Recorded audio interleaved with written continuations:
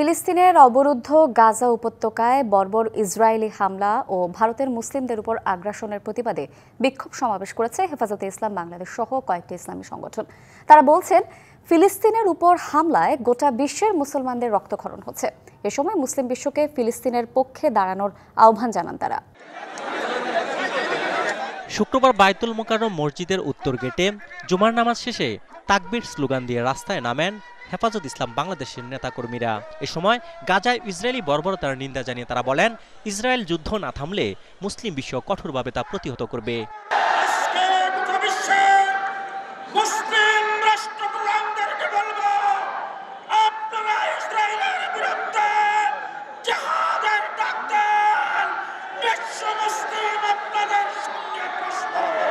এ সময় ভারতে মুসলমানদের উপর হামলা বন্ধ না হলে ভারত ভেঙে যাবে বলেও হুঁশিয়ারি দেন তারা। উৎসবের খুশি হবে নগদে বেশি, কারণ ঘন্টায় ঘন্টায় আছে গিফট জেতার সুযোগ। ইসরায়েল কর্তৃক ফিলিস্তিনে গণহত্যা বন্ধ এবং আজাদ ফিলিস্তিনের দাবিতে বিক্ষোভ করেছে ঢাকা বিশ্ববিদ্যালয়ের শিক্ষার্থীরাও। এ সময় মুসলিম বিশ্বের নেতাদের ফিলিস্তিনের পক্ষে দাঁড়ানোর আহ্বান জানান তারা। যখন তারা সেহরি করতেছিলেন, সেই সেহরির সময় তাদের উপর বোম্বিং করা হয়েছে, হসপিটালগুলোকে ঘুরিয়ে দেওয়া হয়েছে। আবারও ইসরায়েলি বর্বরতার বিরুদ্ধে পশ্চিমাদের প্রত্যক্ষ মদতে যেভাবে আমাদের গাজায় ভাই বোনদের উপর, শিশুদের উপর যেভাবে আক্রমণ করে গণহত্যা চালানো হচ্ছে, সেই গণহত্যার বিরুদ্ধে আপনারা আরেকবার জেগে উঠুন।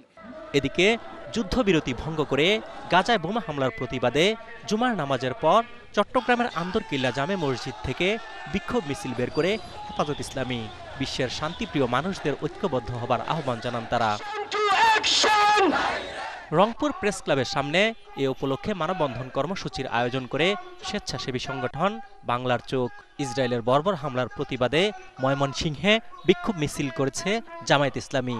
এছাড়া চাঁদপুর, ফরিদপুর, গাইবান্ধা, গোপালগঞ্জ, লক্ষ্মীপুর, মৌলভীবাজার সহ বিভিন্ন জেলায় গাজায় ইসরায়েলের বর্বর হামলার প্রতিবাদে বিক্ষোভ ও মানববন্ধন হয়েছে।